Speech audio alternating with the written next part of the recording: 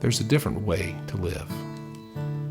There's a way to live an intentional life, a life of service to others, a life defined by love and not success. There's a way to live a life that focuses on the kingdom of God, that holds fast to eternal values, not worldly ones. I have heard the call, and I have decided to follow Jesus into this different life. My name is Mark Owens, the Eclectic Monk, and I want to invite you to join me on this journey of faith. This is traveling well.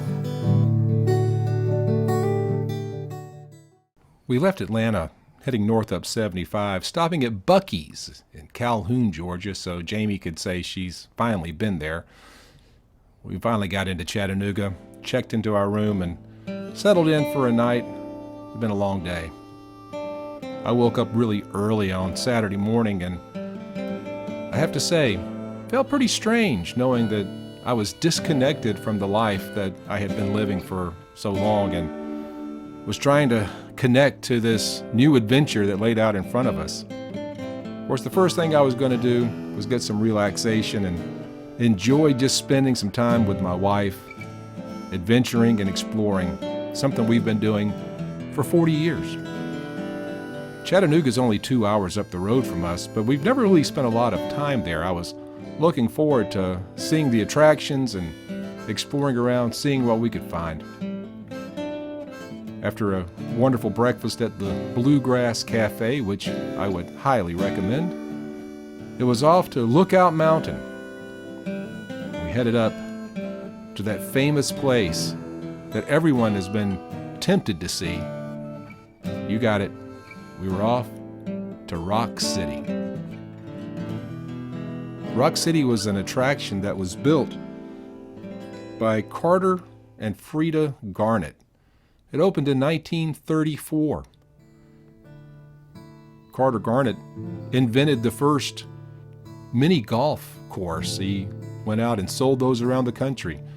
And Frida, well, she was a sculptor and an artist, and she created this path through all of these giant stone features that were on their property.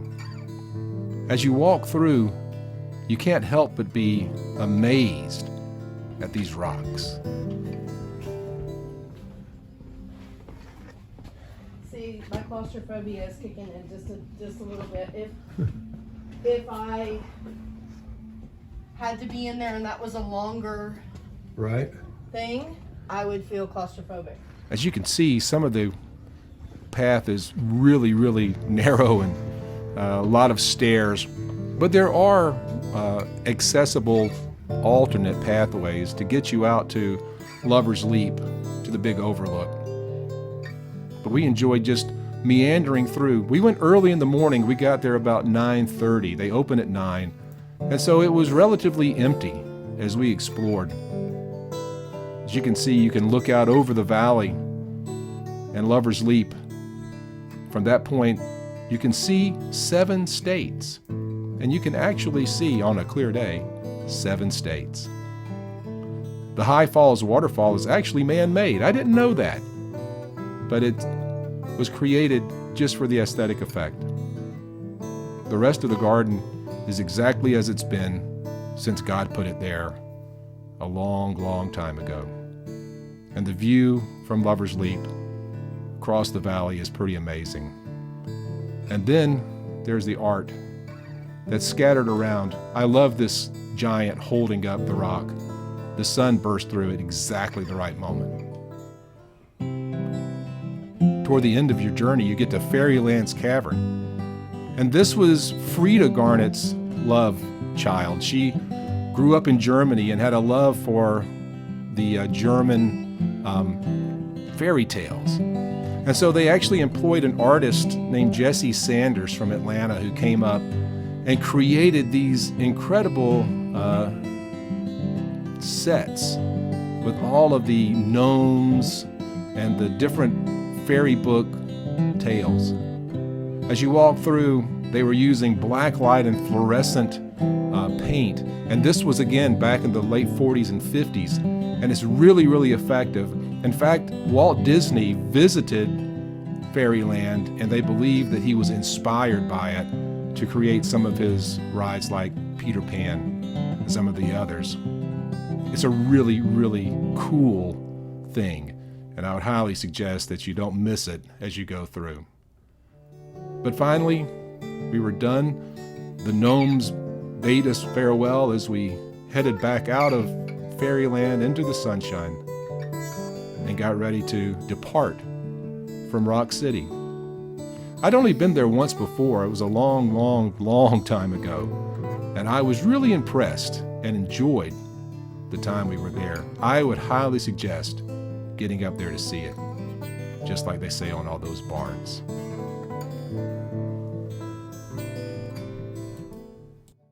So on the other side of Lookout Mountain, you'll find Point Park, which is a national park. It was a site of the battle in the clouds where the Union forces drove the Confederate forces off the high ground of Lookout Mountain and really set up the end of the war. At the bottom, you have to drive around, but you find the Craven House. And the Craven House was the first house built on Lookout Mountain. It was destroyed during the war and then rebuilt by Mr. Craven. It's definitely cool to check out. And then not far from there, you'll find this pull-off where you can watch the Incline Railroad. Now the Incline has been going for 125 years. This line was built by John Crass in 1895. And it's absolutely fascinating to watch. You can, of course, pay to ride it, but we didn't want to do that. Now the entrance to Ruby Falls is right around the corner from this point. We didn't go there either, but we did walk across the Walnut Street Bridge, which goes across the Tennessee River to Coolidge Park. Make you creepy if... It's not creepy if you enjoy riding on the carousel. It's good, actually. No, there you go. So the Coolidge Park Antique Carousel is a Denzel carousel built in 1894. It was restored by local artist Bud Ellis and cost $1 to ride. $1. That beats the $10 it cost each person to get into Point Park. We meandered on out to the park itself and really enjoyed just sitting by the river, watching the Southern Belle roll underneath the Walnut Street Bridge and catching the vibe of Chattanooga, which is a young city. We finished the evening at Champy's, enjoying some fried chicken and closing out the evening with just a great meal, headed back to the hotel to get some rest, get ready for Sunday's adventure. By the way, Champy's is really good. Sunday morning dawned bright and cold, and we made our way to the Tennessee Aquarium, one of the top-rated aquariums in the country. We started at the Ocean Journey because there was less of a crowd there. We enjoyed watching the lemurs, petting the stingrays, and walking through the butterfly garden. It was a really cool place to go.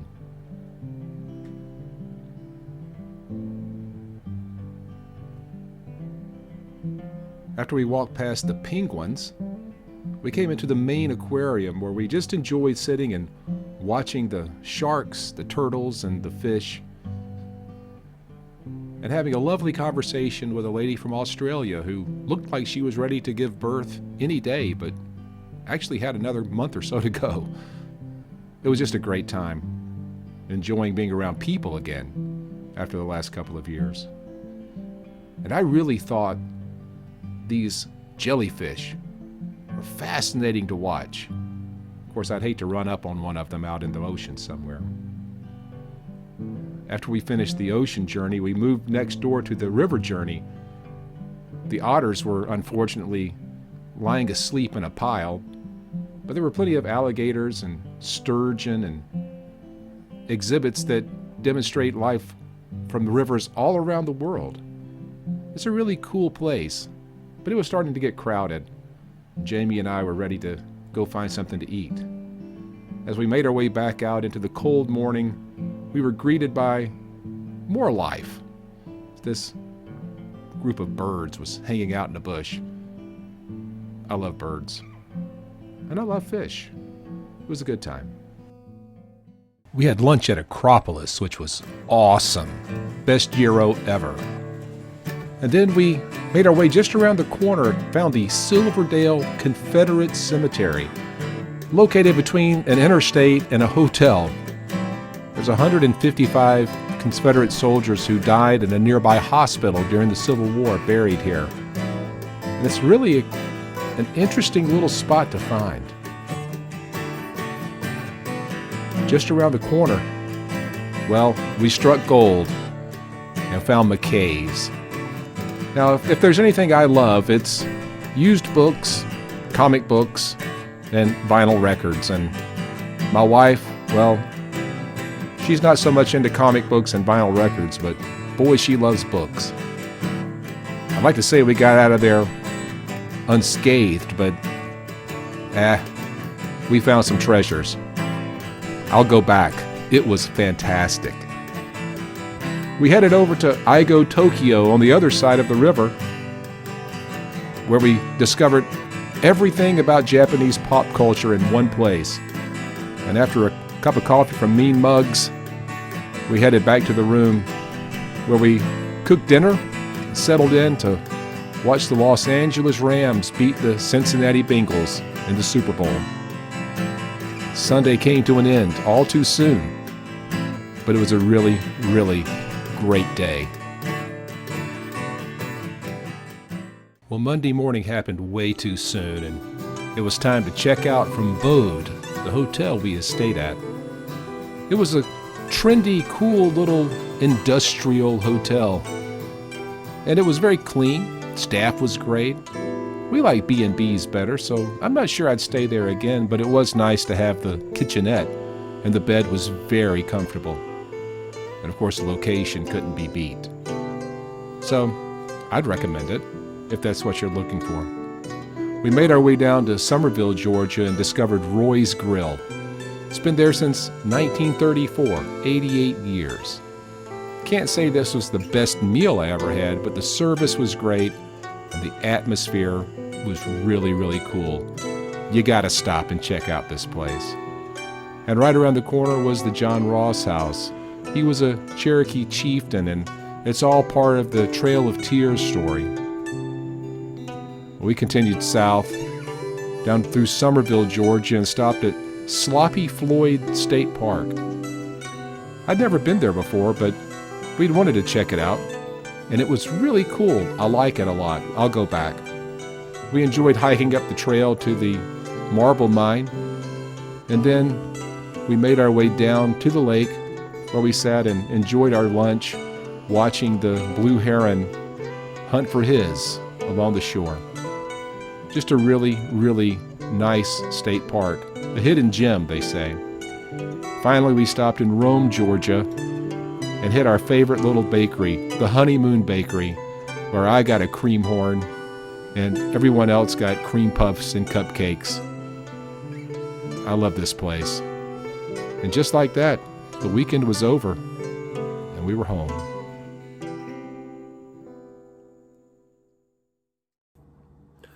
So here's the update, week 1 of the adventure, traveling well, the journey of faith of one crazy old hippie Jesus follower. Jamie and I had a great long weekend in Chattanooga. It was the perfect way to begin this next phase of our life. We've both been obviously under a lot of stress, and so it was nice just to get away. It was nice to spend time just hanging out together and going around, adventuring and discovering things, doing those things that we've always enjoyed doing. For 40 years, we've been doing that together. So it was a really, really good time, and we sincerely enjoyed it. This week so far, today is Thursday.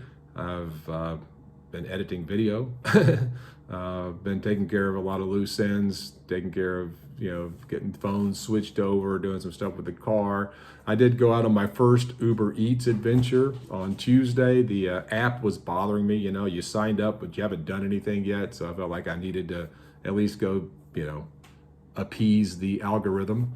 And so I did that, and it was interesting. It was did not make as much money as I would have liked to have made, but I think that figuring out the right place to be and the right time to be is kind of the key to that. As far as actually working the app and making the deliveries, it was pretty straightforward and simple, and actually was kind of fun. Reminded me of my old FedEx days.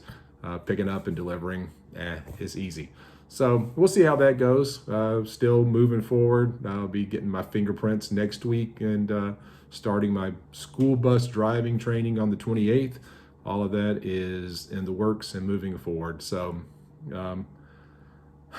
so far it's been great. I will say that anybody that thinks that stepping out in faith, walking away from the comfort and security of a well-paying job and a lifelong career to follow and do things that are a little bit outside of your comfort zone.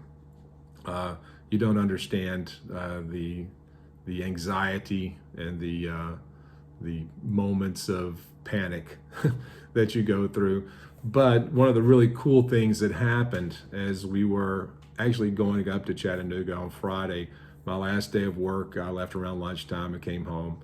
And I had two different guys from my church who reached out to me that I got to talk to, who really confirmed that my ministry matters to them. And then as we were traveling, Jamie and I were driving up I-75, the phone rings, a number we didn't really know, and she answered. And it was an old friend from a former church who just called out of the blue to say how much he enjoyed my ministry there. He still listens to every sermon I ever preached. He recorded all of those, and my ministry still having an impact on his life. And it was just a really cool way for God to confirm that we're right on the path.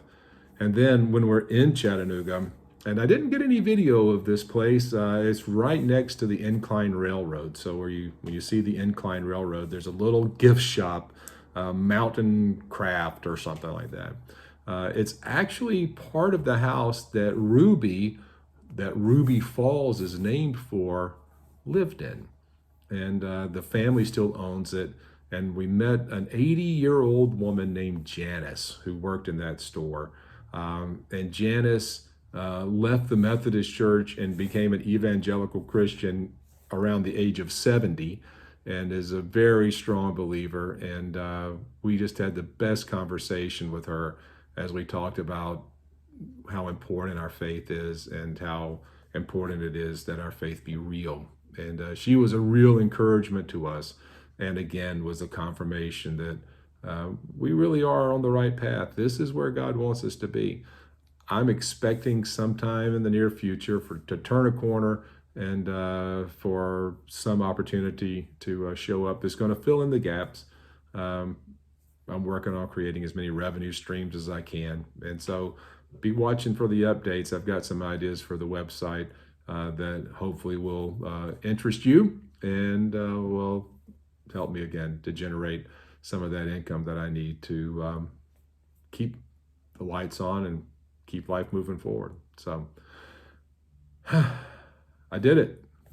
I left. I turned in my keys. I no longer work in the transportation industry as I used to, but obviously it's the only thing I really know outside of ministry. And but my heart is to focus on the ministry now and to use the transportation stuff just to keep us moving forward financially. So life is good.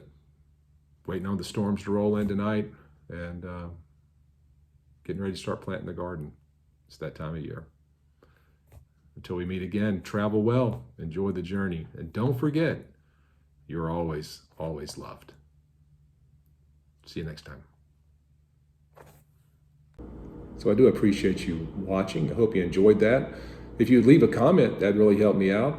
Be sure to like, follow, and subscribe, and hit that bell. Get notifications every time that I post something. Also, if you go to my website, theeclecticmonk.com. You'll find a lot of other content there and the opportunity to go in and support the podcast, and that would really help me out too. Till the next time, remember, travel well, enjoy the journey, and know that you are loved. See you next time.